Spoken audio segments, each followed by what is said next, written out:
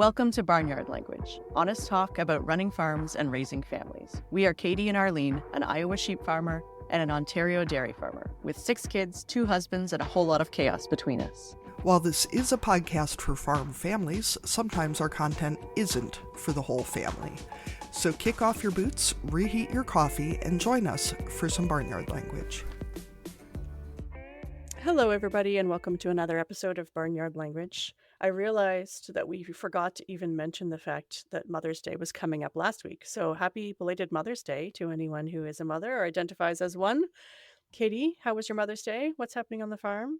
We know that Mother's Day happens during planting in our climates, so we'll just preface with that. We planned to go out for breakfast. We actually went out for a late lunch.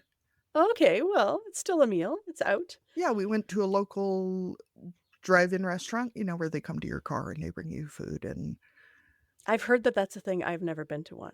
yeah, it's kind of fun. I need to let Bailey into the back of my car today to let her clean up all the stuff that got dropped back there. It's one of her important farm dog tasks. Yeah, she's the truck detailer. Yeah, well, and she's small enough that she fits nicely into that, like the third row seats in between the second row seats, and that oldie's too big. Right, and you still have two car seats, I think. Yeah, I've still got 2 booster seats, so although the girl child is almost out of that booster seat because I bought her new clothes yesterday, and she is in a size 14 now, do it 12, 14, despite being 8 years old, because she is getting my height. Let's put it that way. The kid's going to be 7 feet tall, which is, I don't know, more than 2 meters, I think, for you not feet people. Well, Canada's one of those weird places where we measure in pounds and feet for height and weight, but other things we don't use. It doesn't make sense. It's all right. We understand that one. I didn't know that. That's bizarre. Okay, like one or the other, not both. Like, No, both. We do it all. the American system is bad enough, but to do both is oof. Then we went to the local farm store and bought plants. Didn't you buy plants last week too? Don't judge me. Well, because you have garden plants and then you have landscaping plants. Oh, okay, gotcha. These were the other plants. And especially with getting the house painted last year, my landscaping plants kind of took a bit of a beating. And my mother-in-law is an excellent gardener, but had not done much, up close around the house. So I've been putting a lot of plants in. And we have a huge yard. Now with our newer mower, I can't get through a whole NASCAR race before I run out of yard anyway. So now I'm pivoting to just having less grass to mow. Our old mower was enough slower that I could listen to the whole race while I mowed, but now I can't. So if I can't listen to How long is a NASCAR race? 2-3 hours. Okay. Just wondering how much mowing time we're talking. Enough time to have a beer and a half and listen to the race and mow the yard, but now I run out of yard way before I run out of race. So now I'm just trying to get rid of the grass. We have volunteer squash of some sort coming up all over the yard thanks to the birds. We've had volunteer white pumpkins, orange pumpkins, the green and yellow zucchini squashy things, actual zucchinis. So there's no telling what this is that's coming up all over the yard, but we're keeping it. So does it get to stay or do you chop it? Oh no, I'm keeping it. Okay, cool. Because less grass. But it does, the plants aren't big enough to be visible from the road yet. So right now it just looks like I was drunk when I mowed because it's just like Right. So yeah, looks like you don't really know what you're doing. little patches everywhere. Yeah. Other than that, the sprayer came the other day. I don't know what all Jim was seeding. I think he seeded oats, maybe some alfalfa. He was going to start planting corn yesterday, but then let me see what I remember. The seeder was putting down 73,000 corns instead of 70,000 corns per whatever that many thousand corns would be for. Too many corns. Right. Too many corns. That has happened before and nothing good really came of it. So Jim was not in charge of the planting the last time this happened. Got it. This year he is. Yes. I mean, He was in charge last time, but he was not operating the planter. Let's put it that way. Got it. Intergenerational farming. Woo-hoo. All the spring critters are out. The hummingbirds are back, Baltimore Orioles are back, Orchard Orioles are back, which is great. But also, coyotes are doing coyote things, which is fine. Deer are doing deer things, which is fine. The dogs have been going effing nuts in the middle of the night because everybody's out doing Stuff. Yeah. things, including raccoons and skunks and things that the dogs must be involved in. Last soccer practice of the year is tonight, so that's good. They got one more game. That's a short season. Or does that mean you just start playing? Oh, they got a game on Saturday, and then that's it. The PV season is like 6 weeks, thank God. Oh, okay. I was thinking that like soccer, I thought usually went like straight through till August. So I was thinking this was a big old commitment. Oh, for bigger kids, yes. For 1st and 2nd grade, no, it's an introductory season. Other than that, not a whole heck of a lot.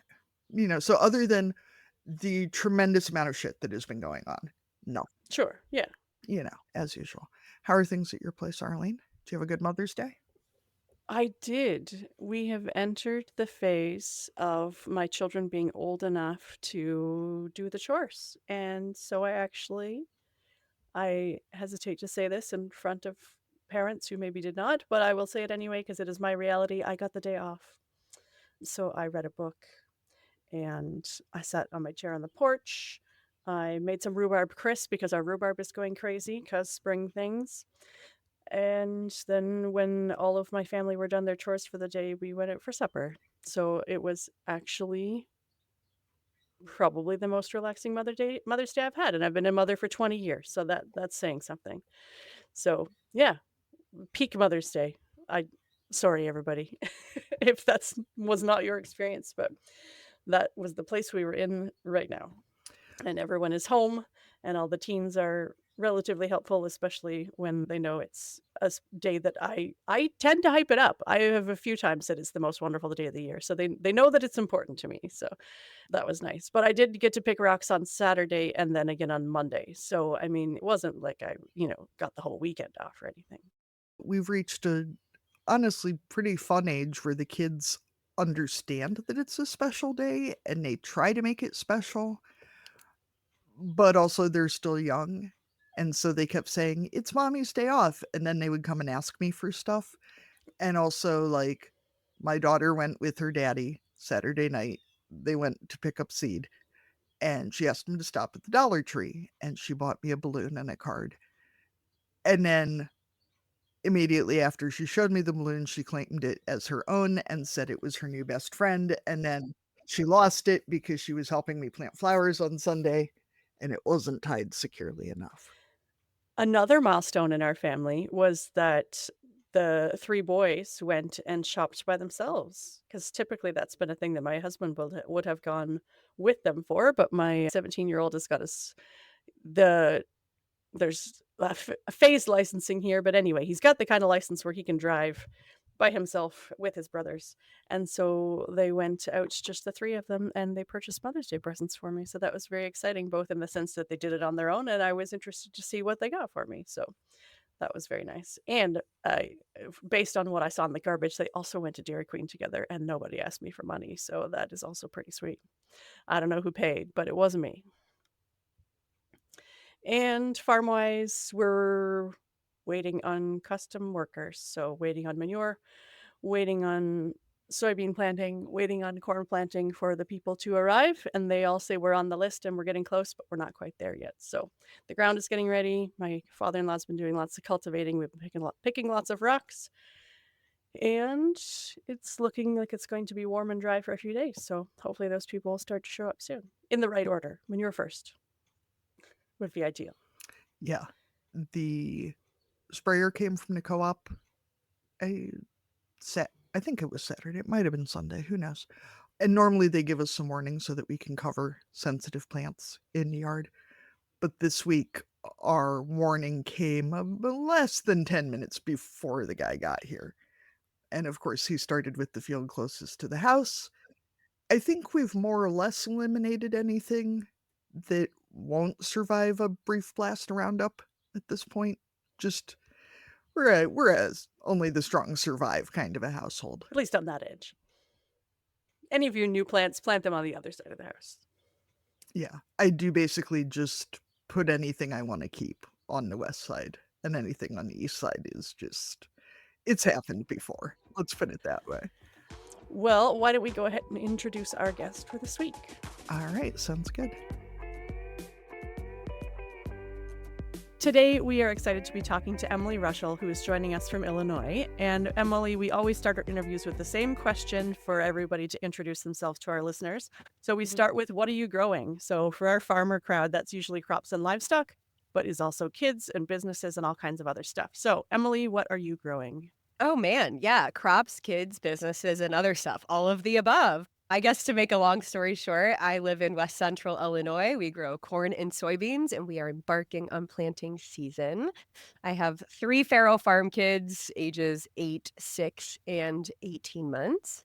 And then otherwise growing my business, which is really an extension of my own personal growth journey. So I am growing myself, growing the women in my community, growing my health and my wealth and my abundance and my joy and all of the above.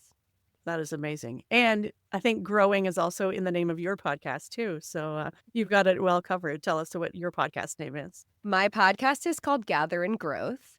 And interestingly enough, when I started, my whole platform that turned into a business that turned into the podcast, really the focus was on personal growth and development. Specifically at the time through the lens of cultivating habits, reaching goals, going after dreams, being in a small town, rural community connected to agriculture. And really over the past 3 years, that journey has deepened 100 times over again through mental health journeys, through entrepreneurship, through identity expansion, through, asking myself and the women who are listening and following along and our guests bigger, deeper, harder questions. And, it's navigated this whole, who are we? Why are we here? How do we fit into this big, beautiful world together kind of space? And I'm obsessed. I actually really love what I had the audacity to create before I even realized how important it was going to be for me and for the women in my community. This sounds like a lot of growth. A lot of growth. What am I growing? Literally everything. So, Emily, before we get any further in, as someone who has also got a feral 8-year-old and a 6-year-old, how the hell are you keeping up with an 18-month-old? Like, that sounds like my personal version of hell at this point. I'm glad you're doing it. Don't get me wrong. I have to preface this of this was not in the game plan. We were done. And having a third with kind of that gap behind it has been simultaneously easier and harder. Like, having a newborn and a 2-year-old is like walking through fire that you don't even know that you're in. And now we are well aware of the fire. But even like the newborn days, we didn't take so personally and didn't feel so hard because we definitively knew there was another side of it. But now we're getting to the point that like she is still so hands-on demanding. And then the big kids like want to be going off and doing other things that she can't be left in a room by herself without destroying it all or trying to like yeet herself off the table. So yeah, I am not thriving. If I'm being totally honest, like this stage is so sweet and tender and special, right? That like 1 to 2, but it's also like physically, mentally, and emotionally so exhausting. Like the level of hypervigilance needed once they're mobile. And like, yeah, like it's so stinking cute. And I just love her snuggles. And every day I'm like, you're just so cute. Much. And then simultaneously, I'm like, can someone else please hold this toddler? Please, someone else watch her. I want to do anything other chase her around. I've always said that 1 was my hardest age for all of my kids. I've got 4, but 1 is so hard. And at the same time, adorable. But they've got so many opinions and so few skills. Yes. And no language. Yeah, and no survival. Yes. They have no essence of like, oh, if I do this thing, I might die. It literally is keeping them alive. And yeah, and then they get mad at you for doing it. Right. Like, I'm sorry that I won't let you play with Clorox wipes. Like, what? Yeah, that is so mean of me. I feel like, too, Emily, my kids are 16 months apart. And at that age, like, they kick you and it actually hurts. But they're not big enough to reasonably expect them to not do it, at least accidentally. And they just don't have the, like, being a human yet, but they are peak self-destructive and outwardly destructive at that age. And Yeah, my daughter woke me up this morning by like chucking my cell phone at my clavicle, and she like was beaming, like she was so proud that she brought it to me. And I was like, thank you. I do have some really cute videos of my daughter absolutely destroying things at that age.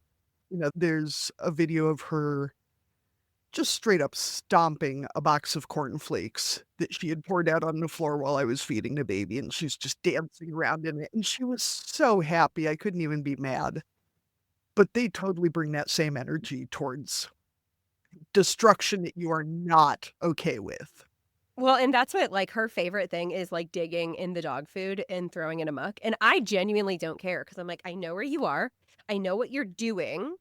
Like the dog will eat it. It's fine. It makes my husband crazy. I'm like, it's a sensory bin. And then she eats some of it, but I'm like, it's obviously balanced nutrition for someone. Probably getting more protein there than you are in whatever you threw on the floor at breakfast. Like, it's fine. Whatever. We had almost a full year where we had to put our dog food out in the entryway because our son would at any moment pretend to be a bulldozer and dump it into the water. And then the dog will not eat it. And it was just this continual fuckery. That's all it is. Yeah. So that's life in the Reuschel house. Continual fuckery. Yes. Yeah. I feel like that should be our new tagline. Barnyard language, continual fuckery. So, Emily, what is your ag background? So I did not grow up in agriculture. I grew up in what I thought was a small town in southern Illinois, really in the metro East St. Louis area. But, I thought I was pretty podunk because we had drive your tractor to school day and there were cornfields and we went to the county fair and things like that. But then I moved to my husband's family farm. Farms don't move, so people do. I feel like that's like the story. Like, I don't know. I just accidentally met this farm boy and then I got dragged back here. What am I doing here? Same. Right? And I honestly knew I always wanted to live more out in the country than where I grew up. I grew up in a neighborhood in town. And so I had always been drawn out to wide open spaces and cornfields and running through the forest. But as far as formal training, background, growing up, like, nope, I straight up married in. And I would say when we first moved back here, I had very little involvement or entanglement or understanding other than the fact that my husband was just never home all the time, which I anticipated in planting and harvest. It was like part of our wedding vows, like, I will love you even during harvest.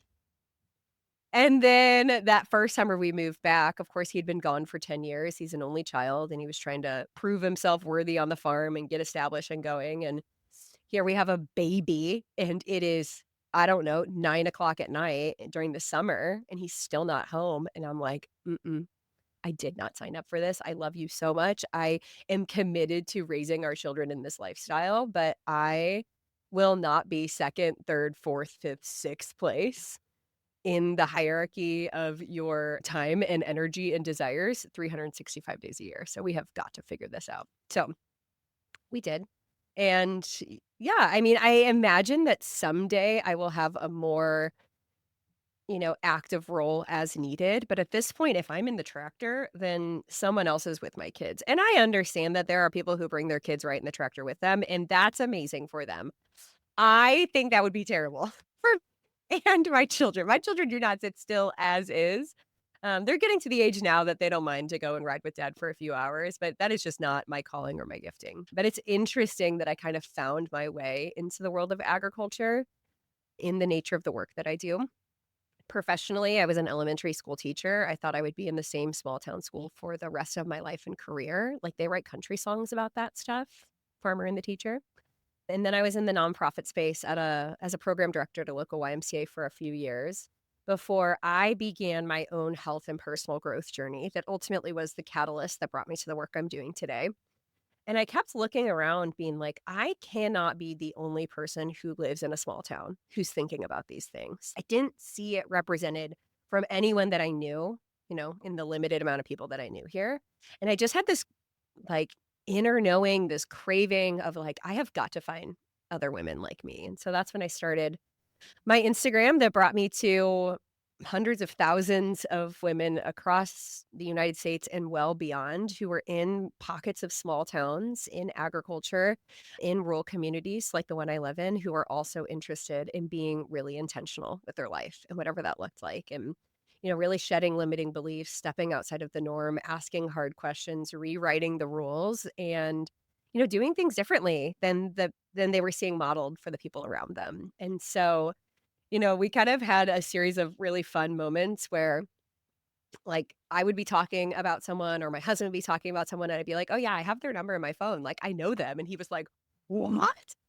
The like crashing of our worlds was just something he never expected. And, I've had the honor of getting to coach and be in small group masterminds with crop consultants and seed dealers and, just women who have their hands in so many different parts of this industry, whether they're the farmers themselves or the farm wives, they're raising the next generation, they're actually working in it in all these different capacities. And so it's given me this really wide understanding of something that I would have never had access to had I not stepped into this work, which is really cool. So, what forms does your work take? A lot of different things, which is my favorite thing about it. I mean, looking back, I was a teacher. I was doing 800 different things at once. Same thing as a program director at a rural branch of a YMCA. I was like the marketing department and running youth programs and doing HR and just everything. So at this point in time, or over the past couple of years, I am a podcaster. I am a motivational speaker.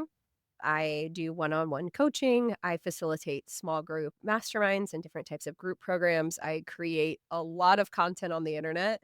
And really all of it is the through line of helping women, especially rural women, really grow and evolve in whatever direction makes sense for them. Like I said, it kind of started from this whole understanding goals and habits, kind of from a physical, mental, and emotional health and time standpoint. And now has really deepened to this, what does living a life of true alignment look like? How do we let go of these limiting beliefs that hold us back? How do we question and potentially rewrite the stories that were handed to us that are no longer serving us, whether it's in career or parenting or health or mental health or business or, any other discipline. And so it's been an incredible journey of watching women really, truly come home to themselves and figure out who they are in the absence or in lieu of the expectations that other people have put on them. Like so many women I know, myself included, were like handed the checklist. We're like, be super involved, build your resume, go to college, get your degree, work really hard, get a job, get a different job, get married, have babies, move back to the farm, buy the land, get another tractor. Like, it was kind of like this here, play by these rules and then live happily ever after. And we did that. And we did that so well. And then I feel like, some of the women I work with hit their mid-20s, their 30s, their 40s, their 50s, and they're like, this is it? And which kind of sinks us into this place of shame. Like, why can't I just be happy? I should be grateful. I have everything I've ever wanted. So many people would love to have my life. Like, everything is good. I love it. I'm so happy. Right? Which then just makes us feel like shit. We're like, I did all of the things. Why can't I just be happy? And the truth is, so many of us have built these lives and played by all these rules that we never necessarily agreed to in the first place. And it's not like it came with cruel intentions or from a bad place. It's kind of just I don't want to say blowing in the wind, but just going through the script and following the way that everyone else is. And so I think it takes a tremendous amount of bravery and audacity and curiosity to start asking, like, really, who am I in these absence of the roles I play for other people? And what do I really want in a culture, in a world that says, like, this is how you should be as a mom, as a professional, as a woman in ag, as a business owner, as a farm wife, as whatever it is. And that's a really grueling journey sometimes. Are you a farmer or butcher ready to master direct-to-consumer marketing and meet success? The team at ChopLocal is standing by ready to help. Sell your meat on the ChopLocal marketplace. Check out all their free meat marketing educational resources at ChopLocal University. Hire the team to help you out or tune into their new podcast called Meat Success. And remember, there's more than one recipe for meat success. Let us help you fine-tune yours today at ChopLocalUniversity.com. It feels like that life to-do list is a lot of checkboxes instead of fill in the blanks. It's very like, do you do this? Don't ask any fucking questions. Just do the thing. And, the older I get and I look at people are asking my second grader what she wants to do when she grows up. And I'm like, I'm 43 and I don't know what I want to do when I grow up. And there's never a time where people sit down and really ask you what you want from life. And then I think you do get to a point where you get a moment to slow down and breathe and look around and you're like, well, shit, yeah, is this it? Right. Well, and so many of those conversations place our worth on something external. I think it's insanity that we think that 18-year-olds should have everything all figured out. And also, very few people that I know now are actively working in the discipline that they decided at 18, or it's totally transformed and evolved along the way. So why is that so important to us, right? But even just looking at our formative years, elementary school through high school, we're constantly pinned up against these different measuring sticks of achievement, whether it's testing in school, whether it's making the team, whether it's getting the award in FFA or Girl Scouts or whatever. And I'm not saying that any of those things are done with bad intentions, but we're constantly being fed this narrative that the more successful we are, the more value that we have, and the more inherently worthy we are to the people that we love and the world. And so it really sets us up for this falsified sense of worth that then once we do all of the things, we just have to keep doing more things in order to fill this unfillable void of approval and achievement and accolades. And in the absence of that, when something's taken away, right? When we change careers, when we have a significant loss, when we don't get the promotion, whatever, then we do not know how to function as people without it. And so much of the work that I have done has been untangling a very unhealthy addiction to approval, achievement, and accolades, and really defining my worth within myself, because we are all inherently worthy as we are. But after decades, especially in our formative years, of being conditioned otherwise, it's really jarring to try to figure out who am I without this? The number of women who cannot answer the question, what brings you joy? What do you do for fun? I go to my kids' soccer games. Really? I mean, don't get me wrong. I love going and watch my kids play ball, but that is the thing that lights your soul on fire. And maybe it is, but right. But we just get so lost, so to speak, in all of these check boxes that we lose sight of who we ever were at our core without them.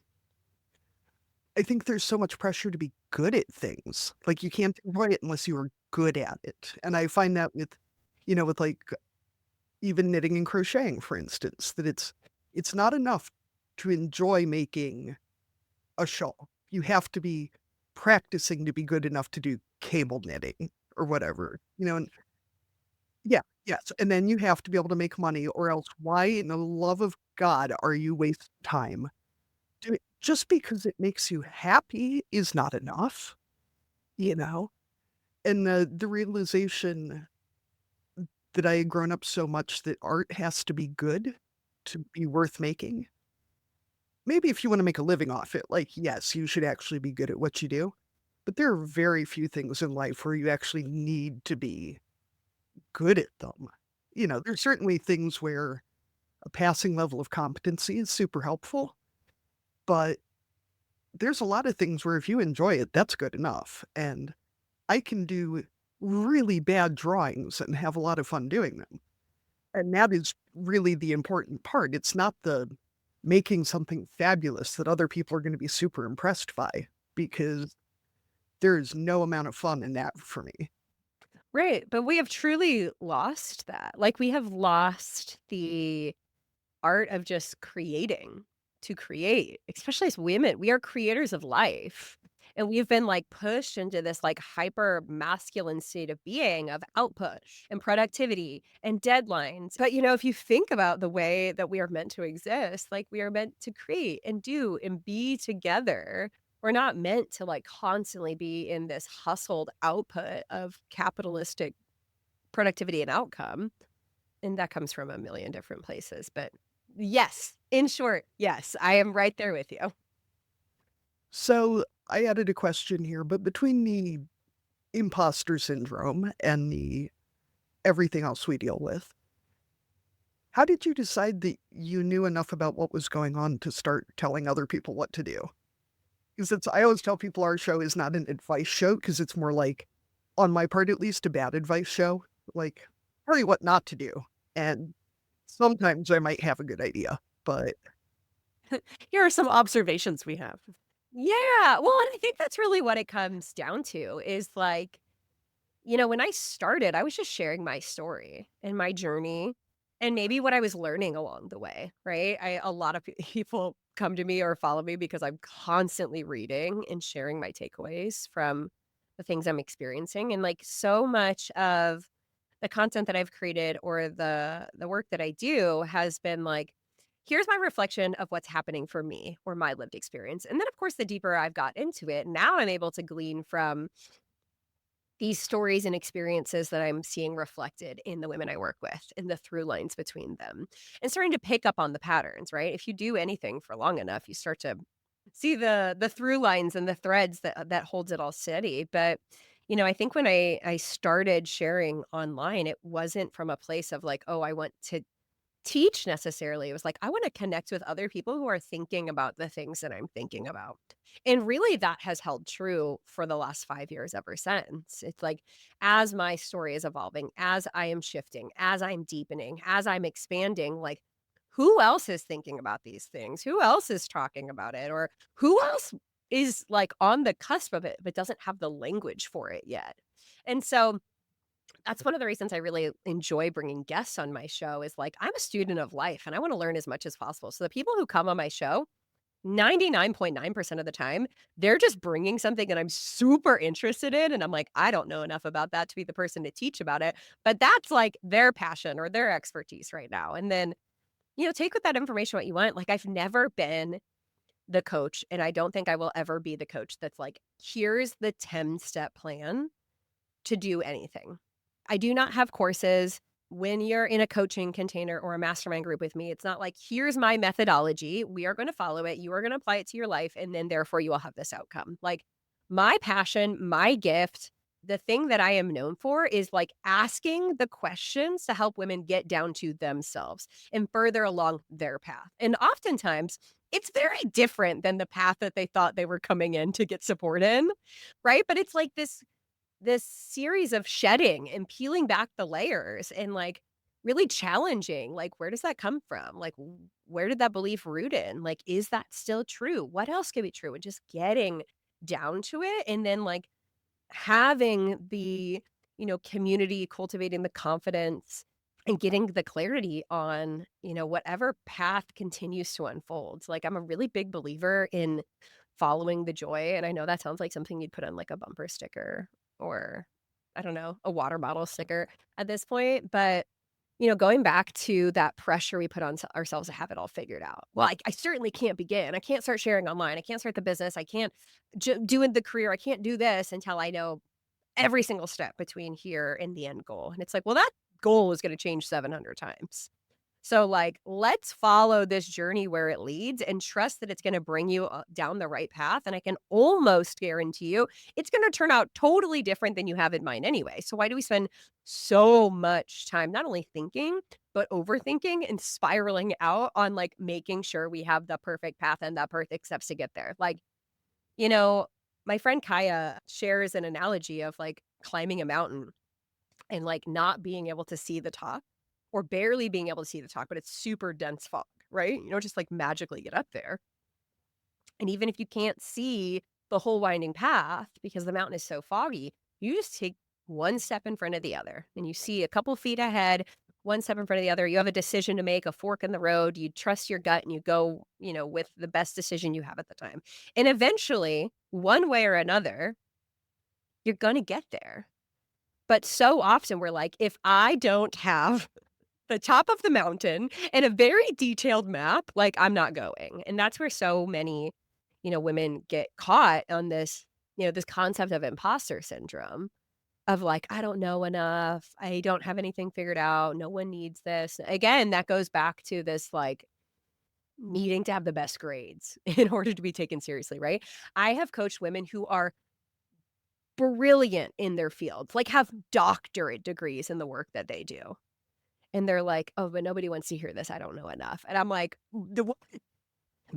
okay, maybe if you're looking at this like highly academic structure, you can see that there's like another professor or someone who knows more. But like, if you're wanting to relay this back to the average woman in a rural community and how she can apply this knowledge to make her life better in whatever capacity you care about, like, who is actually more qualified than you, ma'am, with a doctorate degree in this, who's also living on a farm, right? We just like constantly assume that someone else is more qualified to do it.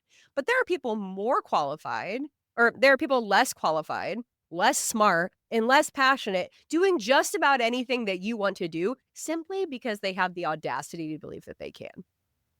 I know, Emily, one of my big life lessons to myself was realizing how many really stupid people I know who can do all sorts of shit I want to do.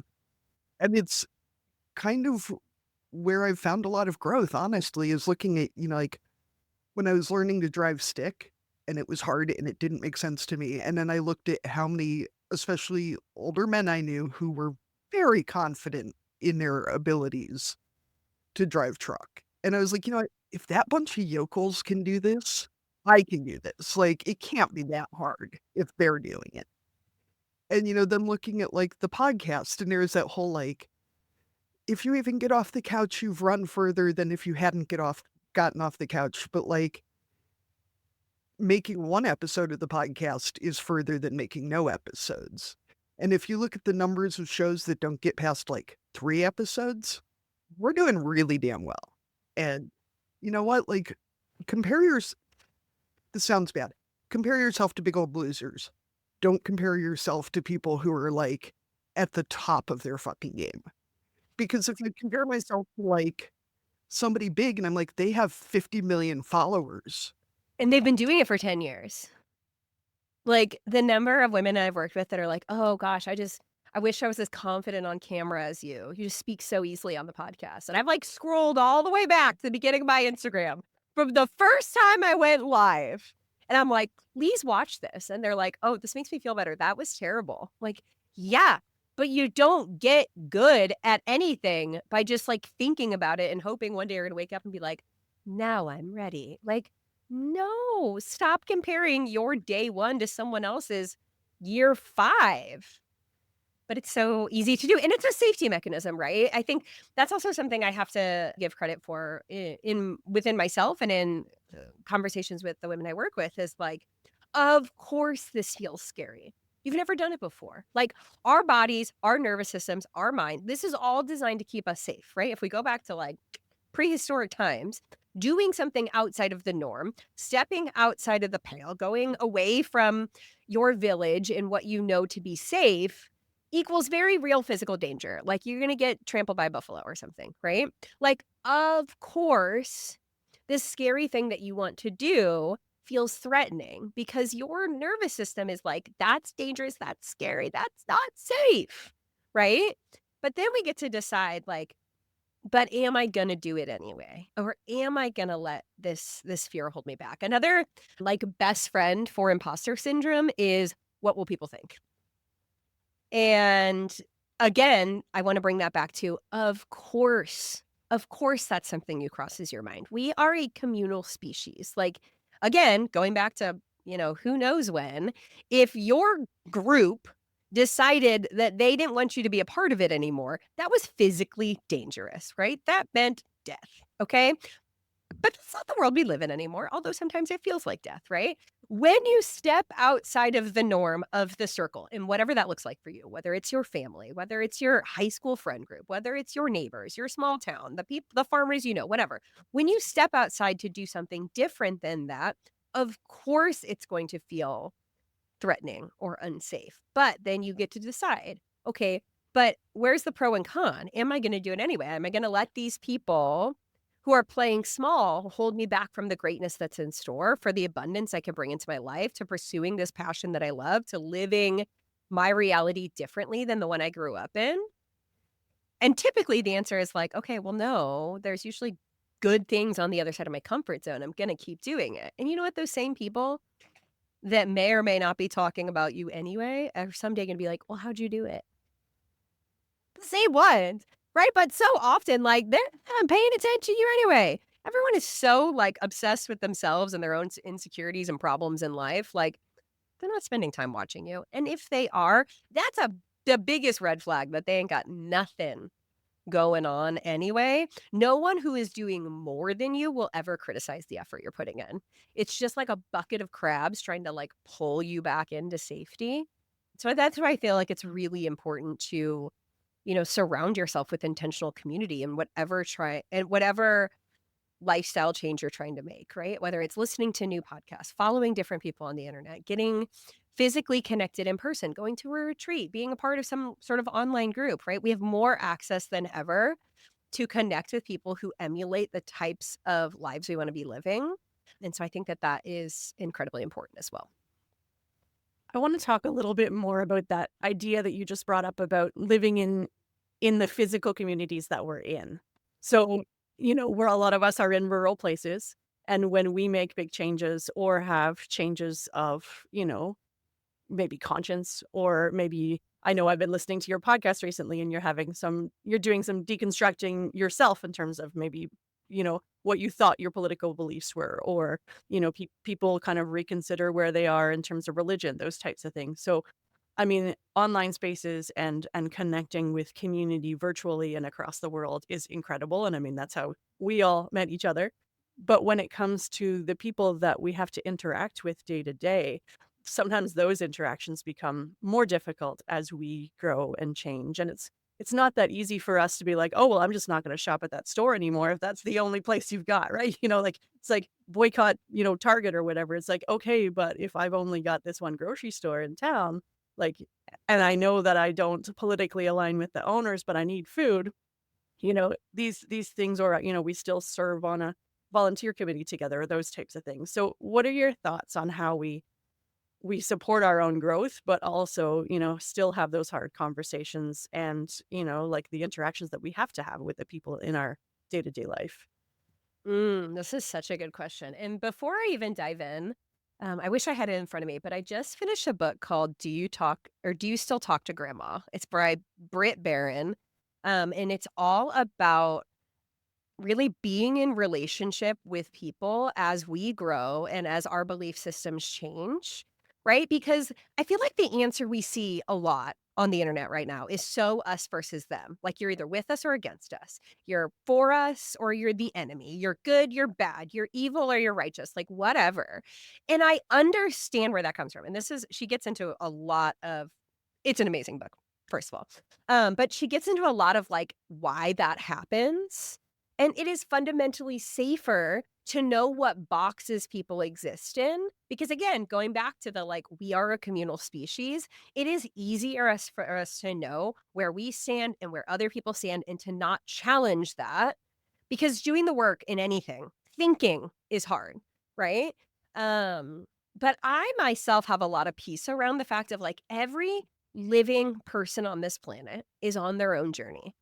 And every person on this planet has come to the belief system that they have about literally anything as a result of their circumstances, whether it's their physical community, their family of origin, the different organizations they've been a part of, the media that they're consuming, like what is the status quo in their circles and whatever that looks like for them, right? And so once I kind of started to like remove myself from being so personally in it and see the span of how this happens, the less I take personally when someone feels differently, right? Just to set the stage for this. So we live in a very small town in the rural Midwest. I have family members that are as alt-right as you could possibly imagine. Okay. Alternatively, my mom's siblings left the small town that they grew up in and lived in places like Chicago, New York City, and then have kids who now live in London and Los Angeles. So, like, very close family that I'm connected to and in regular relationship with are about as far on the left as you can possibly be, both to crazy extremes, right? And of course, we're talking about US politics here, but I'm sure a lot of people in anywhere you're listening can think of this example, right? And so it really gave my husband and I an interesting perspective to just listen, right? And at the end of the day, I truly believe that no matter where anyone stands on anything, everyone's just trying to do the best that they can to live in alignment with their values, to make the world in a better place in the way that makes sense to them, um, and to be a part of something where they belong, right? And so, first of all, like there comes with a high level of like respect and compassion of like, okay, even if we disagree, like you got to that conclusion from wherever you are at on your journey, and I feel differently, and like that may be unnerving, but I have peace around it, right? And I also know that sometimes being the loudest person in the room means you're the less likely to be heard, right? People who are screaming often are doing so from a place of like deep insecurity and demanding of attention, right? And like you cannot have rational conversation with someone who is physically yelling. Like if you have ever tried to rationalize with your toddler when they're freaking the fuck out, like it's the same thing, right? And so, I have people I'm in close relationship with who are everywhere, everywhere.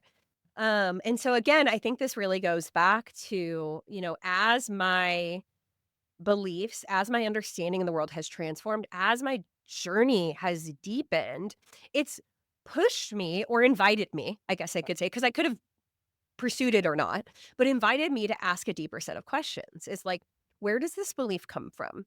Do I ascribe to it? How did I come to this conclusion? Like, does it hold true to the other information I know about the world, right? And then I start exploring all of I read different books, I listen to different podcasts, I consume different types of media, right? Because left to our own devices, these little tiny internet boxes we have are like so good at manipulating like what we believe everyone in the world thinks. And so it has like doubled down on this need for like truth and justice and belonging that we already have innately as humans, and like manipulated ourselves against each other by like continuously reconfirming our biases, right? So you have to be really intentional about seeking out information that comes from multiple places. And then being able to hold that against like what is true for me. Is that a belief I want to carry with me anymore? Right? Like the majority of, especially if we're talking about religious and politics, the majority of the beliefs that we have, if we have not curated them within ourselves, were handed to us by nature of circumstance for where we were born and the family we were born into. And I just can no longer believe that like any one person was just lucky enough to hit the lottery of being the most right person in the world. Like that doesn't make sense. But that's what we think.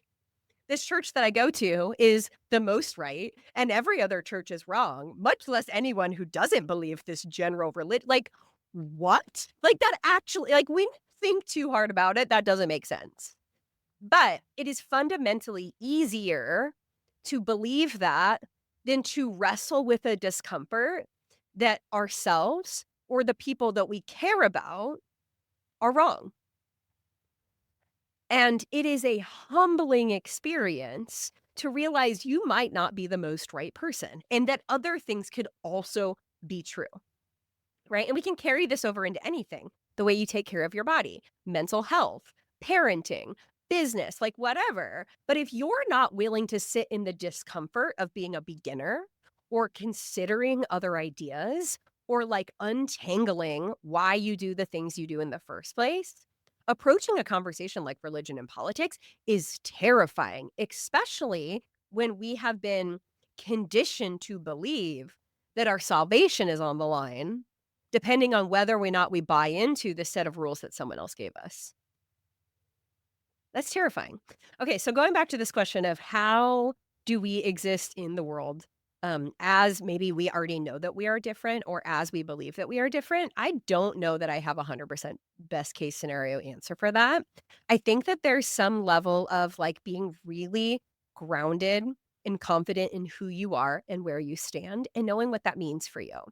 And then in what way do you want to move through the world with that belief system, right? It's not as easy, especially if we're connected to the ag space. Like, I'm not just going to pick up and move somewhere that might align more with how I feel, right? Like, that's not going to happen. And even like right after the election, or maybe, yeah, I guess it was right after, I was interviewing Sarah Welch. She's a self-experimenting coach. And at that point, like there were so many people in her circle that were just like, cut people out, cut them off. Like, you don't need them. They blah, blah, blah. And she was like, that's not safe for a lot of people. If all of the people in your life believe one thing and you believe another, like it's not good for your mental health necessarily to just like axe them off, right? And I'm not saying that there aren't cases where that isn't the best case scenario, right? But I think, what she talked about in that episode, which was phenomenal, by the way, was just like what are your boundaries willing to be? To what extent can you understand the people in your life and where they're coming from and like love them as they are and also hold like space around yourself to not continuously get ruffled by the differences or by the comments that they say, right? Um and I think, that's where it can be increasingly helpful to seek out community where you feel seen and heard and understood and validated, right? Because when you feel like you're the only one in your circle that thinks about the things that you're thinking about, and I don't care if you're talking about building a business or leaving the church, it is, I think, one of the hardest human experiences to feel lonely. And then you add on this layer of like the fact that it takes me 45 minutes to drive to the grocery store, right? And when we feel lonely, we can start to feel crazy, right? And you're like, is it just me? And so just even the glimmer of like an internet friend that lives in a place like you live that like also feels like they're crazy, you're like, oh my gosh, let's see each other, right?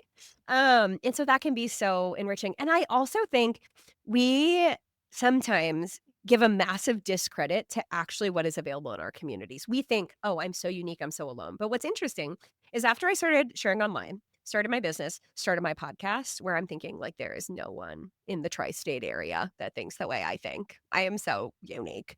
The number of people who reached out to me that's like, I thought I was the only one. Right? Or like, because I saw what you did, I'm so inspired to do X, Y, and Z. Right? And it's like, I would have never picked those people out of a crowd in like my kids' school gymnasium as being like, oh, they get me. Like, we're the same. Right? But it's like, when you step into something, you create an invitation for other people to explore it too, or other people to say, oh my gosh, I'm not alone. Even like, in the past month of starting to share more about religion and politics, which truthfully I was terrified to do for a long time.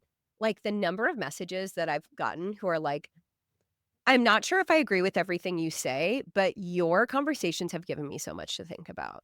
Or, wow, you gave language to something I didn't even know that I was wrestling with. Or I was just starting to feel increasingly uncomfortable and crazy around certain people. And like upon listening to those things, I now know why. And like I'm doing a deep dive. Or wow, I feel the exact same way. I've been asking the same questions. Me too. Right. And so it's like those very things that like we feel like are so isolating can actually be the bridge to connection in so many ways if we invite them in. So I guess to bring that back full circle is like, don't assume that you are actually the only one. Because if you do feel that way, there's probably someone else feeling that too. That is a really good point. And sometimes I feel like social media can expose things about people that we don't really want to know, right?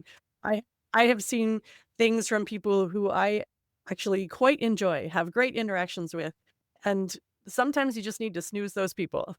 or unfollow them, or just take that relationship that you have with them, let it be face value and don't ask.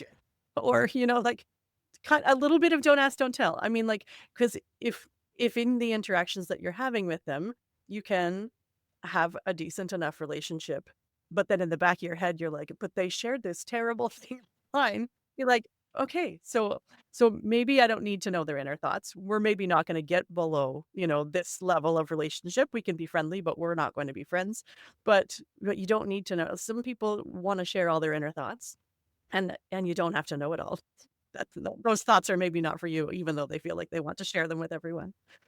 And like, it's hard when you're in a relationship with someone and you feel that tension, but like, it's not always about you. Like, it's them and their journey. And like you said, just like having the compassion for like, that's where they're at. It's not my job to change them, because we do that too. We're like, if I just come up with the best argument, I can explain this in a way that they are going to understand. Yeah. right. And it's interesting though, because I think the more that you share your truth and just live into your values, like the more, especially women, are in touch with themselves and their values and living in their light and alignment, like that radiates without ever like standing on the rooftop screaming what you believe or what you do, right? And so I, to some extent, just like can't take things personally, and know that like people are going to find a reason to like you or not like you no matter what, truthfully. So I think when we talk about community relationships and, like friendships, those types of things, then that's one thing. But what if someone is in a relationship that say a marriage, the partnership, a really close friendship, even maybe with your parents, and you are starting to grow away from their beliefs in a way that they are not appreciating. Like for the people who are maybe on a path and their partner is not on that same path, or is really resisting that. Do you have experience working with women who have had those types of situations? Yeah. And before we even get down to what that looks like from like a religious or political standpoint, for sure, a question I've gotten 5 million times since I started sharing is like, how do I get my husband to get on this personal growth journey with me? How do I get him to whatever? You can't get anyone to do anything, unfortunately. I don't have a magic framework, right? But what happened for me, and that I have seen play out many other times, is I continue to pursue my journey. And, Andrew and I recorded an episode about this, so anyone can go back and listen. I'm not saying anything he wouldn't say out loud. At first, it was really threatening for him because he was like, what if you outgrow me? Right. And I've had that conversation with women. They're like, what if I outgrow my husband? What if I outgrow my life? What if I outgrow my friendships? And that is a real possibility. Like, I'm not going to bullshit you and be like, it'll all be fine. It'll all work out. Like, it actually may. If one person is really committed to growth in whatever category and the other person doesn't even want to have a conversation, like, eventually, if you imagine that person's just going down their straight line and this person's like, woo, like eventually those paths are not going to cross anymore. Right. But, it came down for Andrew and I a lot of conversations where I'm like, I'm not trying to outgrow you, but staying the same is not going to make me happy. Like, I will be trapped in this box. Right. And I'm like, best case scenario, I would really like you to grow with me. And that doesn't mean the same. Right. When two people are at least pursuing growth simultaneously, then their paths can run parallel together. And I think it can still really work. Right. And I remember a day, I was probably a couple years into this, whatever this is. I was like, just got off a mastermind call and my husband sent me a Marco Polo message from the semi. I don't think that's probably safe, and he was just like, I get it. And I was like, you get what? He was like, this whole growth thing. I want in. How do I do it? I'm like, well, it's not a 10-step process or anything. This is your journey.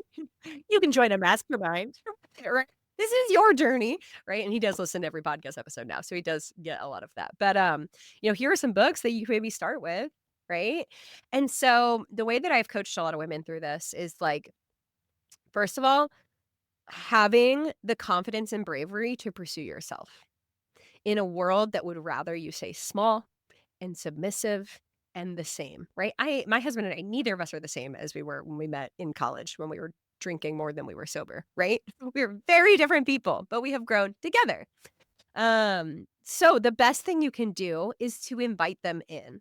Here's what I'm doing. Here's what I'm learning. Here's what questions I have. Like, the amount of understanding my husband started to get just by hearing my debriefs from therapy once I started, and how that got the wheels turning for him in his own childhood and journey without him ever going to therapy yet, right? And I'm not saying that he shouldn't go to therapy, but I'm saying, like, don't discredit how much someone can get just by watching you go through your own journey. At some point, I have seen, and I'm going to say specifically husbands because I typically work with women.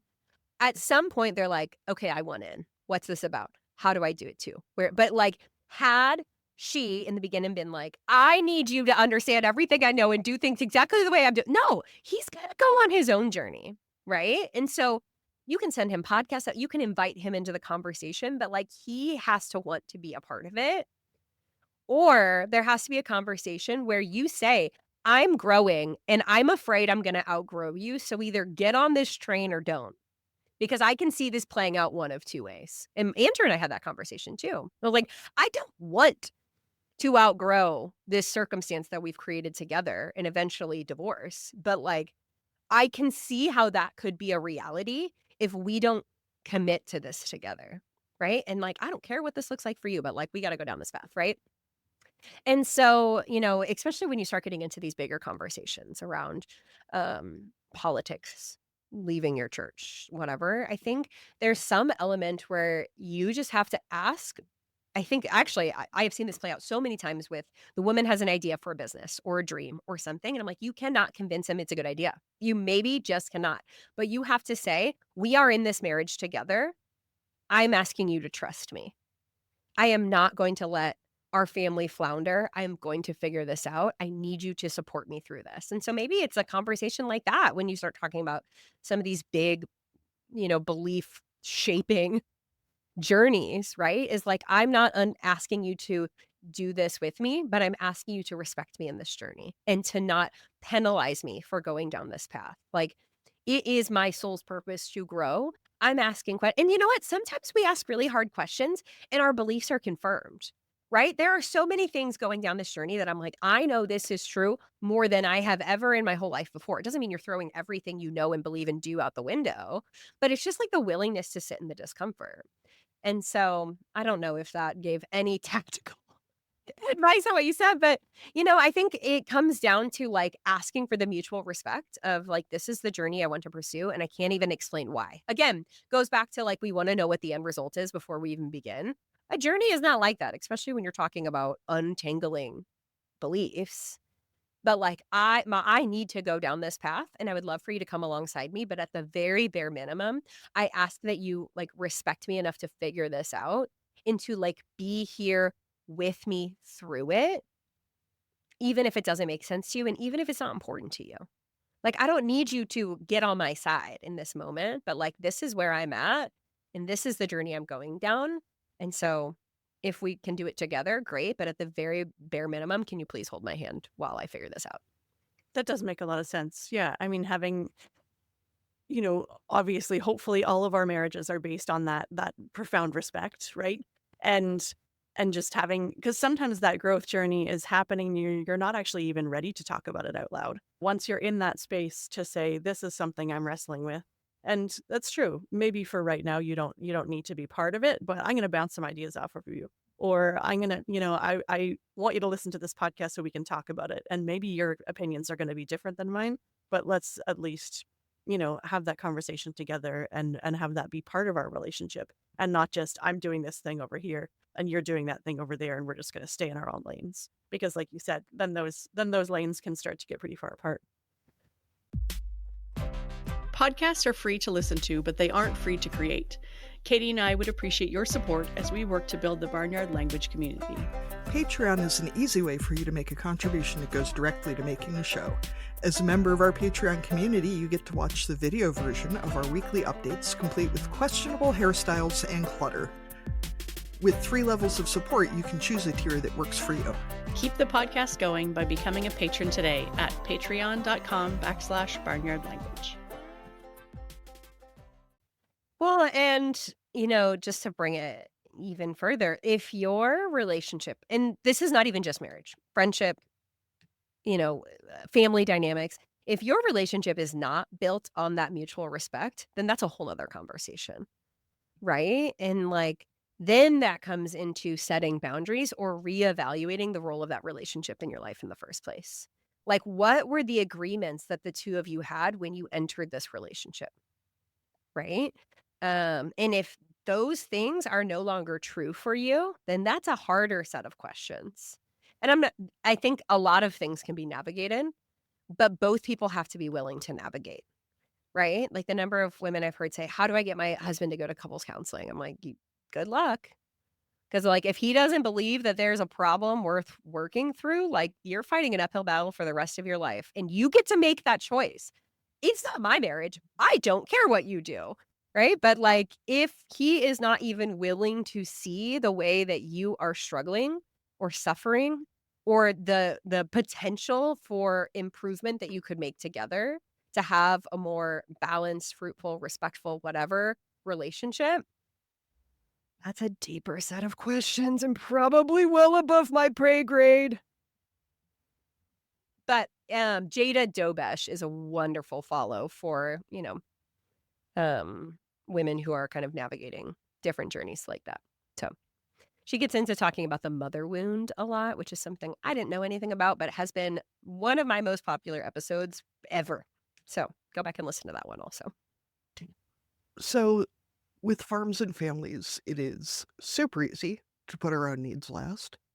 Um, how do you make time for growing? And I'm just gonna say that I think it's really good that we're all still growing, even when it is really fucking hard, because the idea of being married to a person who does not change for the next 50 years and being a person who figures out exactly who they are at 18 and then is exactly that person for the next 70 some years. So really damn boring. Like, that does not sound cool at all to just stagnate like that. Yeah, it looks different for me now than it did before, in different seasons of life when I had younger kids and I wasn't as aware and I was working full time outside of the home. When you really think about it, it is no wonder we are so stressed and overwhelmed. We are expected to work full time, take care of kids full time, take care of a house full time, pay taxes. Oh my goodness. Yeah. Time is really freaking hard. So at that point in time, the way that I was pursuing growth, I would say was in pockets. We were driving all over Timbuktu for daycare and I was listening to podcasts, right? I was getting up earlier in the morning and I had a daily journaling practice, right? I was prioritizing moving on my lunch break, things like that. Another thing that I really had to grow through in my growth journey was asking for help. I think that many of us are conditioned to independence to the point of our own self-detriment, right? I'm not saying that isn't worthy to be able to figure things out and do things on your own, but actually a very masculine energy to have this level of hyper independence.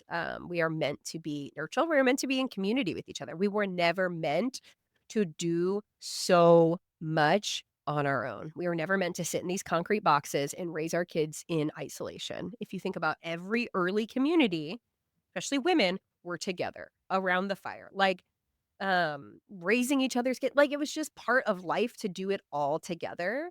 And now we hold ourselves to the standard of having to do it all, right? So I had to swallow this pride that I created and ask an advocate for I would like to go on a walk, which sounds so simple now, right?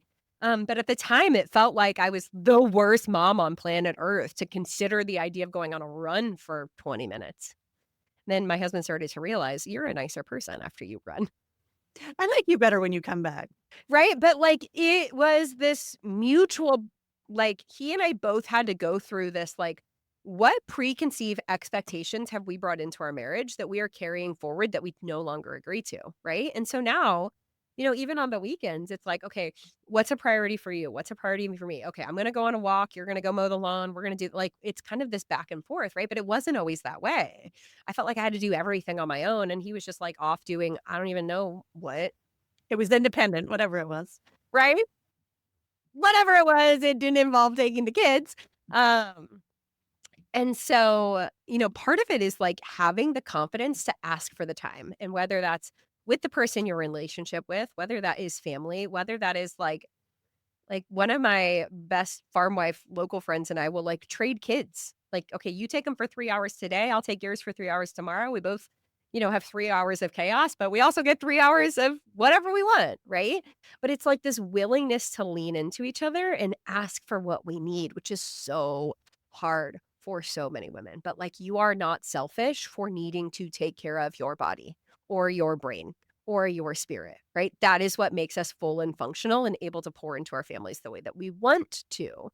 But I think for such a long time, we like praised like the pinnacle of being a good woman was to be selfless.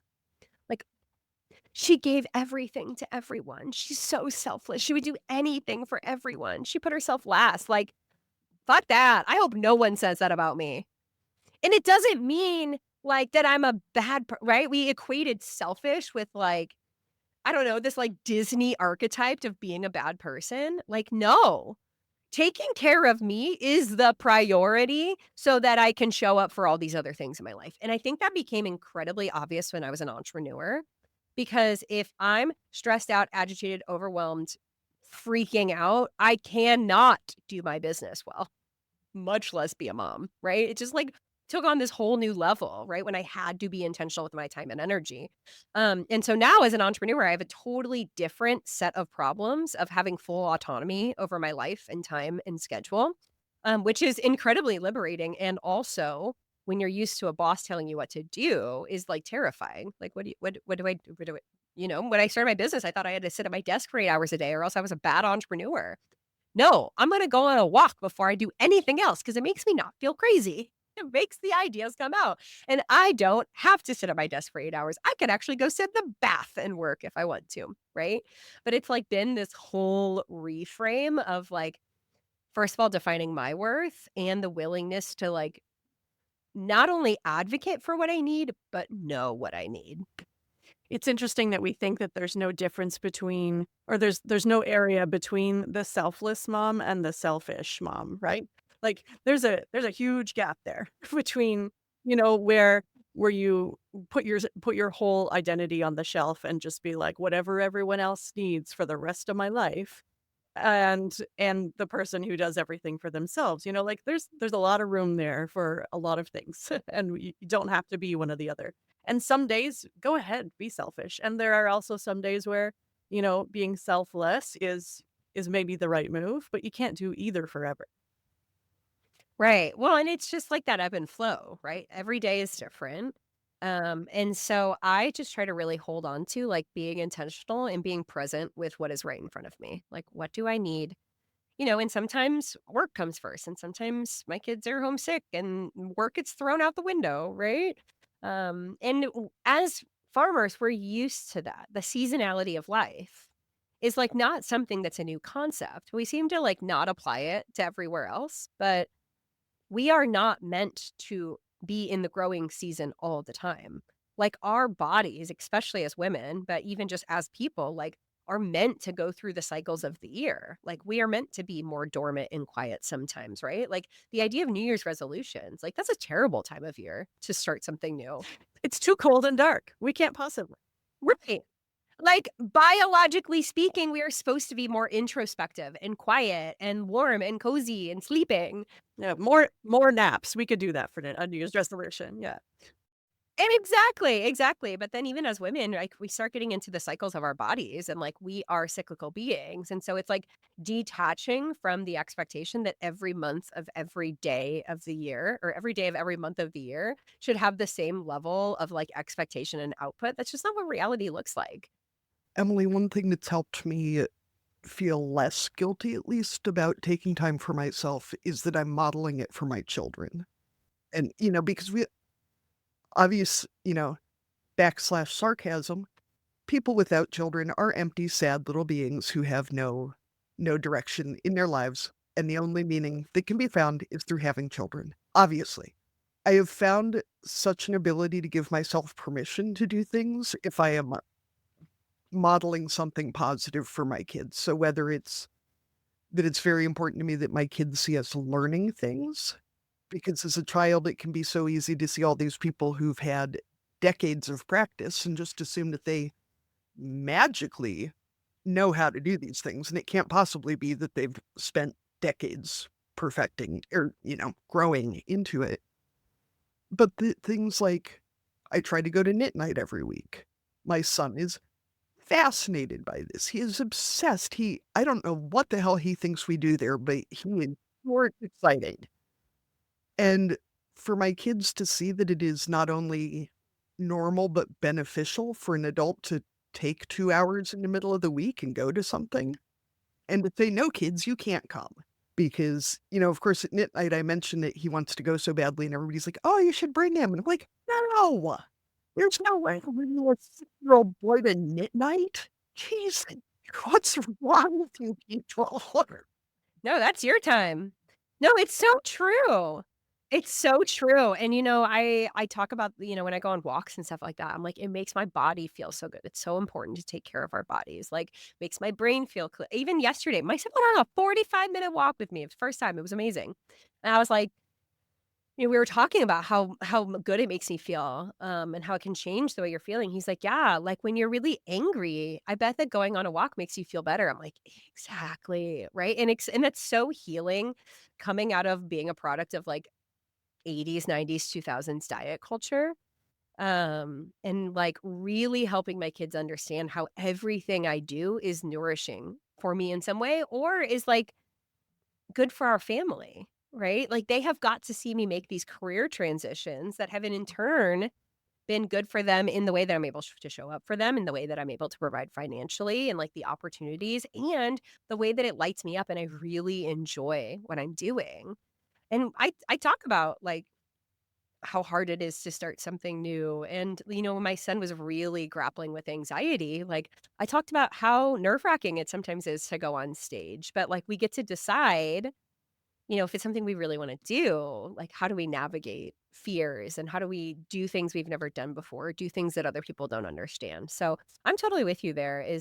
There's so much in the taking time for ourselves or like prioritizing our needs that are showing our kids. It's one thing for our kids to say, it's important for you to take care of your body. It's another thing to say, I'm leaving for an hour to go take care of my body because it makes me feel good and I want to be healthy and strong and vibrant. And they're like, oh, okay. Well, and I think too, it can teach kids so much about the importance of community. They, they see me knit at home.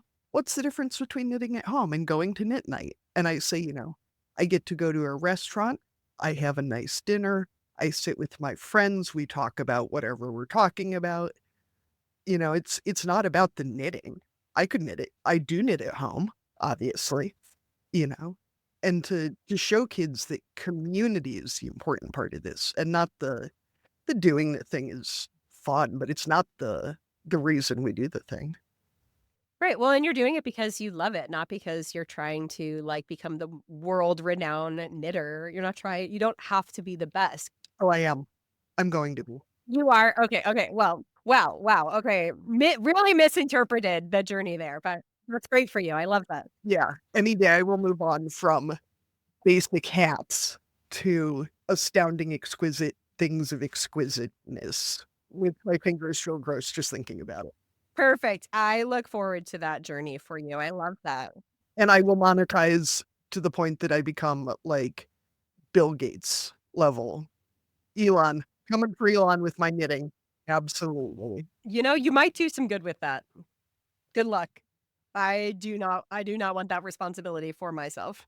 So, Emily, one thing we end up asking a lot of people on this show is about the time when they first became a parent and reflecting back on kind of that. It's kind of that personal transition point, the transition point of your family, potentially your relationship, how things changed at that time. So I was just wondering if you can tell us a little bit about what stands out about that time for you. Yeah, becoming a mom for the first time now 8 and some change years ago, looking back on it, it was really the first time I chose to trust myself, which is interesting because I don't know if that's the experience for a lot of first-time moms, but I was just feeling the weight of the noise, right? There's, like, a never-ending amount of checklists for the things that you need or what you should do or how you should do it.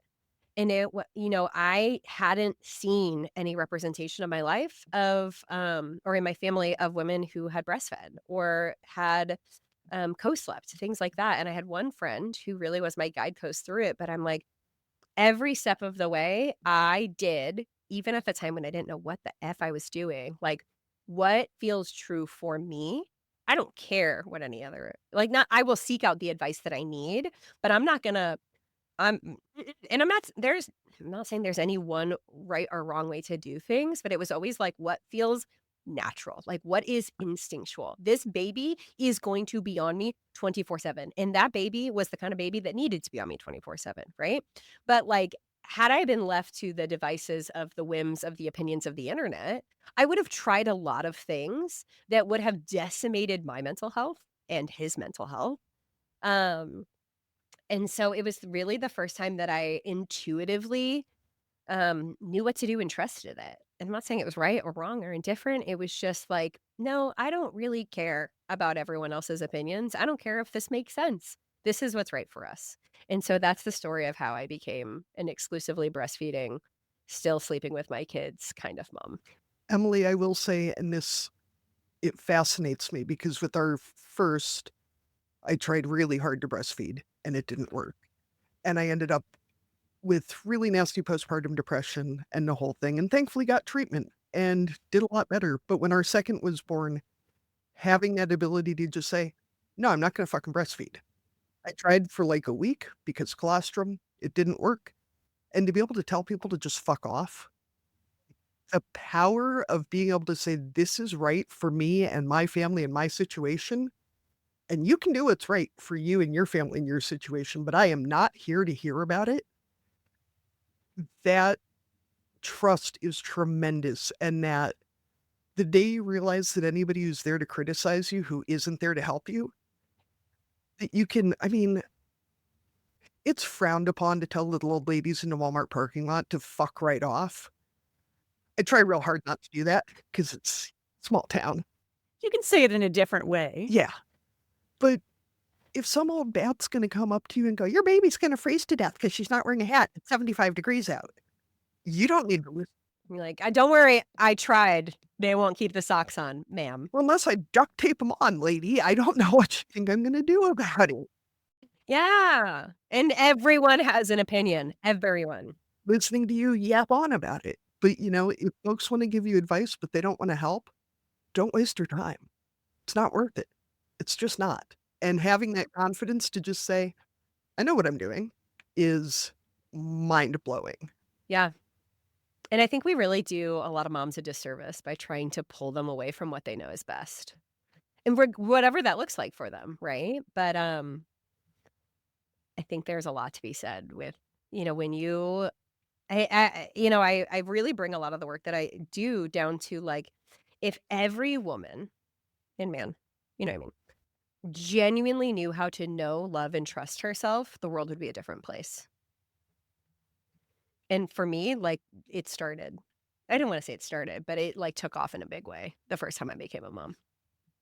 One, too, I think with a lot of things, as a livestock farmer, if I put things that I struggle with in perspective of what I would do with a cow with the same problem, if a cow's milk never comes in, I'm not going to shame her and then keep putting that calf on her and let that calf lose weight and then shame her some more and then tell her to go to the internet and maybe she needs a cookie and maybe she just needs to relax. Like, I'm just going to feed that calf. And it's same damn thing. Yeah, absolutely. But isn't that funny how we totally take things out of a different context and then wonder why we're struggling so much? I had a therapist ask me why I thought I was so special. Well, it's like, that's like, well, of course I'm special. It was like, oh, so why do I hold myself to a standard that I would never hold anyone else to? Is that what you meant? Oh my gosh, so relatable. Yes. Yeah. Absolutely. Like we think our problems are so unique. And one of the most powerful words in the English language is me too. Like to be seen and heard and understood. Like you are beautiful and worthy and special, and also your problems are not that unique. There are many other people who are experiencing it. Like, let's just talk about it and then move on. You're all very special and unique, but not that special or that unique. Yeah, that's right. So, Emily, what is your favorite part about raising kids on the farm and with a connection to ag? Okay, a few things. One, like I will never take for granted what a gift it is to walk out of my back patio and just see a field and then trees. Like, and don't get me wrong, I love visiting the city. I love going back to my parents' house where I can walk to a coffee shop. That's great. But it is like, what a gift it is to be this connected to the natural world that we were meant to be born into, right? In this world that has created so many other things. And I'm not saying they're bad, but just what a gift. And then as an extension off that, having our kids have this like deeply ingrained um sense of like the cycle of life and the world, right? Like we put in the work, we plant the seed, we have the faith that it's going to work, we pivot, we navigate, we adjust, and then we get to see the fruits of our labor. Like it's such a tangible thing for them to understand that's applicable to so many things, right? And to get to grapple with what happens when things go wrong and they can see it in real life. Like they can see the result of their dad's hard work. Like for all they know, I just talk to my computer all day long, right?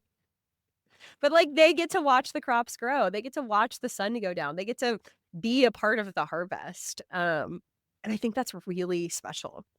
And also, like when your 4-year-old is in a construction tractor phase and they just get to go ride in the tractor all day long. Like, come on, what a life, man. What a life. That's so cool. That's so cool. And I just love being able to open up my back door and be like, go outside. They go be free. Like what a gift of childhood, truly. Yeah, and to be able to walk outside and not see another person if I'm, Seriously. half dressed or yelling at the dog or whatever, right? That there's no one can hear me. Like I could be naked in my backyard. How many people in the world can actually say that? Come on, that's great. So what is your biggest parenting struggle? Right now, um, I think the thing we're working through the most is my kids' relationship with each other and like my reaction to it. Like there is nothing that sets me off faster than when my kids are fighting. Like I'm like rage, right? Like I've had to do so much work around that. And, we've had our kids working with a behavioral health specialist for years. Started with my son's anxiety when he was in preschool and has been such a gift. Like you want to talk about therapy being good for adults, like your kids having access to therapy in their adolescence. Like my kids think that's an extracurricular. They love it. They love it so much, right? They call it their play doctor, right? So beyond that, I think the biggest thing that parenting has taught me is like every bit of my growth that I do benefits them, right? Like the more I'm untangling my beliefs, my reactions, my triggers, my thoughts, my whatever, like the more that I am healing, like I am changing their trajectory for generations. But there is nothing that humbles you faster than becoming a parent. There's nothing that shows you your wounds faster than becoming a parent. And I think we get the choice to like double down and like pass those delicious gifts on. Or sit in the discomfort and the healing and the growth, and the willingness to change. But it is brutal work. But, I hold to the quote that I've seen that's like just the very fact that you wonder if you're a good mom means you already are. If we're showing up, if we're doing the work, if we have a nurtured relationship based on communication and mutual trust and trying to meet their physical, mental, and emotional needs the best we can, like, I know I'm doing as much as I can. I will not be a perfect mom. There is actually no such thing. And so just all out here doing our best, yo. They will talk about us in therapy for different ways than we talked about our own parents, right? Yes. You know what? My husband and I talk about that. We're like, what? Or there'll be like a moment where I'm like, that's coming up in therapy someday. That's it right there. That's it. Or like, especially now that I've kind of gone down this mother wound rabbit hole with Jada, I'm like, oh, there's a mother wound in the making. I'm setting her up right there. Like, shit. Check. I'm doing my job. But, I think just the fact that we have the awareness in a way that no other generation had access to, which is really hard. I think that moms, especially in this time, are carrying more than anyone has ever had to from like a mental and emotional standpoint, of trying to like heal our own shit, understanding our parents and grandparents and how we got to this place, frantically trying to not screw up the next generation, all while dealing with like these little slot machines of danger of social media. Like, and then the very physical things that are happening in the world. Like, we are carrying so much. And so I think even just acknowledging like people been raising kids for a really long time with a lot less stress. Like, we are doing the best that we can. I was going to ask you for parenting advice, but I think that's it right there, right? Like we're doing our best. And sometimes knowing so much, like you said, is just overwhelming, right? It's like, oh, all the resources in the world are in my pocket. And yet, And they're all conflicting. yeah, but I'm still raging when my kids fight because kids fight with each other.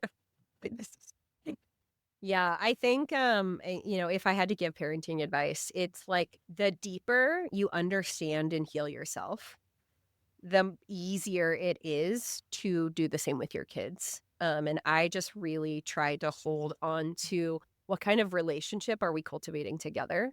Because the more we get into power dynamics of I'm the adult, you're the kid, I'm right, you're wrong, like that's just festers and grows. Um, and it's like the willingness to be wrong and also trust myself and trust that I'm doing the best that I can and we're in it together. But ultimately, I'm not done raising my kids. So come back to me for advice in about 15 years. And that's the thing too. They're only kids for a while. That's what I now have my kids range from 19 to 10. And so I think about the fact that like, essentially my oldest, her childhood, quote unquote, is done. And so now I've raised this adult that I, hope that I can continue to have a relationship and be friends with and be a support to. And that is a whole different kind of relationship, it feels like some days. Gosh, why are you asking me for advice? You better be giving the advice. Right with a toddler. I still don't know what I'm doing. Well, and again, this goes back to this like perfectionistic of like, if I just get all of the information and I do the best, then I'll get a gold star. Like, there is no gold star. There is no having it all figured out. Yeah. And that is the one thing that I struggled the most with in parenting, especially when they were young. Well, and even now, is that feeling that if I did it right, then I'll get a certain kind of kid at the end, right? And that their achievements or their personality or their qualities will somehow be a reflection of me, which on the good days feels pretty nice. It's like, oh, they did something good. I did that. And it's like, but you really have to learn how to separate your own ego and yourself from their self, which is hard because when they're little, it's like, oh, well, I'm doing it all. It's nature versus nurture. No, it's just the nurture part. And then on your bad days, it's like, oh, I hope nature takes over because the nurture is really deficient. I had such a realization of that after my second was born. My first there is not one single thing that would get him to sleep other than being on top of me. And so many people, tricks, all the above, whatever. And, as much as I was feeling confident about what we were doing, there was still a part of me of like, am I doing it wrong? Am I doing it wrong? Then my second was born and I set her down to go change the laundry. She was maybe a few weeks old, which would have been a crisis for my first. And I came back and she was asleep. And I'm like, shit, that some people can set their babies down in their cribs and they go to sleep. If they have a baby, who does that? And even still, she's 6 years old. She loves to snuggle, but she can just go and lay down and fall asleep somewhere in a way that my son at 8 still cannot do, right? And so it's like, oh, I actually didn't do anything wrong the first time around. He was just that type of kid, right? And it's like, Yeah, he was that kid and I was this parent and we had to figure each other out. Yeah. yes. And when we think about it, like adults are all different, but we expect these kids to just come out as like little robots that we can train. And it's like, well, no, they're actually people. Good luck. So, Emily, we ask all of our guests, if you were going to dominate a category at the county fair, what would it be? Oh, if I was going to dominate a category at the county fair, I feel like I should be like cliche and be like asking the most thought-provoking questions to help women come into alignment and get to know, love, and trust themselves. But let's see, I'm trying to think of like what would actually be at a county fair. I'm secretly really good at tie-dye. Nice. Fun fact. I love tie-dyeing things. Obviously, look at my wall. It's a rainbow. Yeah. That is a good one. We haven't had that before. Any particular item? Like, are you like the best t-shirt or funkiest underwear or Oh, so I actually tie-dyed my sheets in college, which should 0% surprise anyone. And I do have them somewhere. Yeah, they're like hot pink and purple and like aqua. And I drastically overestimated how much dye I needed. So then I just ransacked my parents' house and like tie-dyed everything I could. anything white or even slightly pale is getting tie-dyed? Yes, I have like light blue shirts from like youth group retreats and stuff that just suddenly like my parents were wearing tie-dye for a year. That's great. So we will go ahead and move into our cussing and discussing segment. If you are a listener and want to submit yours, you can use our speak pipe or send us an email. Katie, what are you cussing and or discussing this week? So, it's a bit of a two-parter. One, anything that makes you laugh when you have a chest cold or a chest infection or anything, because I'm still in that phase of starting to laugh and then like wondering if I'm actually going to die. Like, is this podcast joke going to be the thing that actually puts me in my grave? Right. Hit the mute button. Katie's having a laugh attack. Yep. As a source of this, I know people told me that kids are sick all the time, but I thought they meant they would like get sick with this specific thing. And then they would get better. And then like 2 months later, they would get sick with this specific thing. And then they would get better. What they meant, apparently, was that my entire family has been sick since mid-October, I think, with just this unending slow drip of disgustingness. And I really feel like in some ways the childcare system that requires that they post a little flyer about what's going around in school or in daycare is doing us a tremendous disservice, because on those days that you come in to pick up your kid and there's like a ream of paper hanging by the door and it's just like hand, foot, and mouth and lice and diarrhea and this and smallpox and the plague and ricket and leprosy, and it's all coming for you.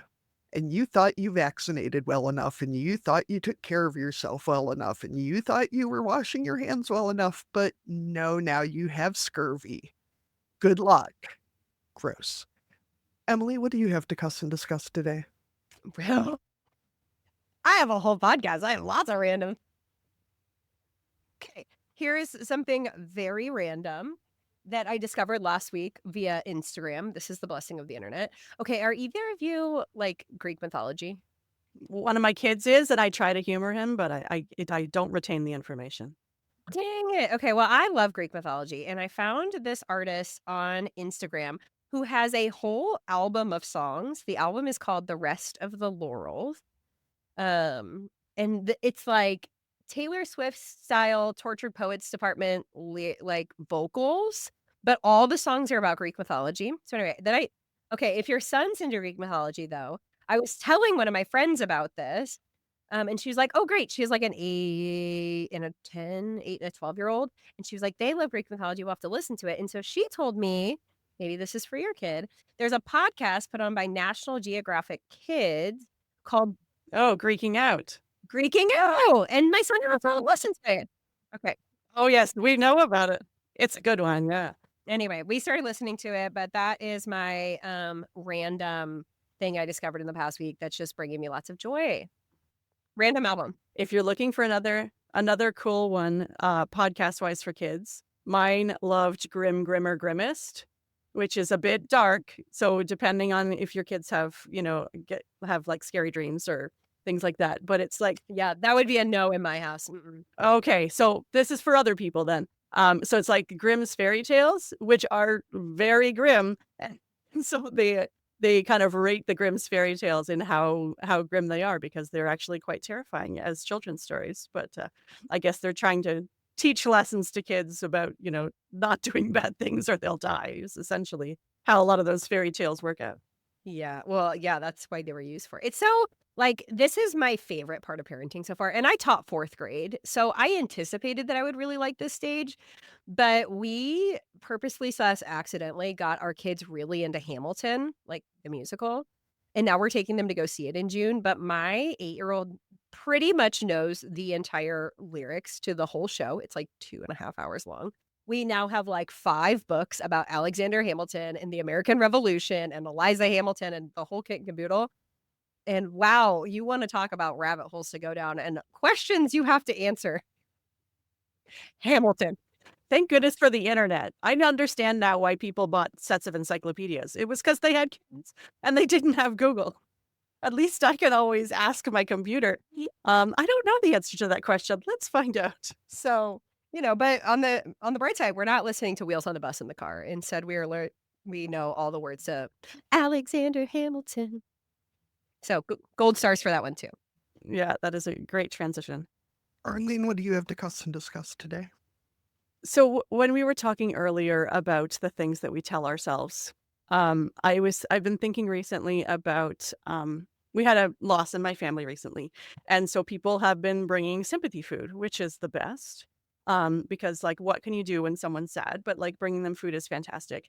And in my mind, because of the place I was raised, the household I grew up in, the mother that I had, that has to be homemade. And the truth is, I'm receiving lots of different kinds of food from lots of different people, and some of it's homemade and some of it is not. And I don't care whether it's homemade or not. But the thing is, when I look out, when I go to do the same thing for someone else, what I tell myself is like, well, if I can't make it homemade, then it's not even worth doing. And it's like, no, I can buy them a frozen lasagna and drop it off at their house, because then they don't have to go to the grocery store. Like it's like I set myself up for this like expectation of like, it's only good enough if it's this way. But there are lots of ways to support people, and homemade food is not the only way. So it's just been a good reminder to me that that's not the only answer. Sometimes just getting someone's groceries for them is enough. And so, yeah, it was a good lesson for myself that I should remember. I think that also just translates into like, there's more than one way to do things. We don't have to get caught in these like black and white absolutes. Yes, definitely. If I don't do it this way, then it's not worth doing at all. Like, there's a million ways to do it. What's the intention? And find your own path. Yeah, exactly. In all things. So thank you, Emily, so much for joining us today. Remind people where they can find you if they want to connect with you. I am most active on Instagram at Emily Reuschel. That's EmilYReuschel. My website is emilyreuschel.com, but it is undergoing construction, so proceed with caution. And then my podcast is called Gather in Growth and is available on all podcast platforms. Thank you so much. It was great to meet you today and to have these conversations. Thanks for having me. This was so fun. Yeah, thanks, Emily. Thank you for joining us on Barnyard Language. If you enjoy the show, please support us on Patreon with a donation. Big thanks go out to our show editor, Krista Paffrath at the Rural Podcast Network. Please rate and review the podcast wherever you listen, and follow the show so you never miss an episode. If you want to connect with other farming families, join the private Barnyard Language Facebook group. We are always in search of future guests for the podcast. If you or someone you know would like to chat with us, get in touch.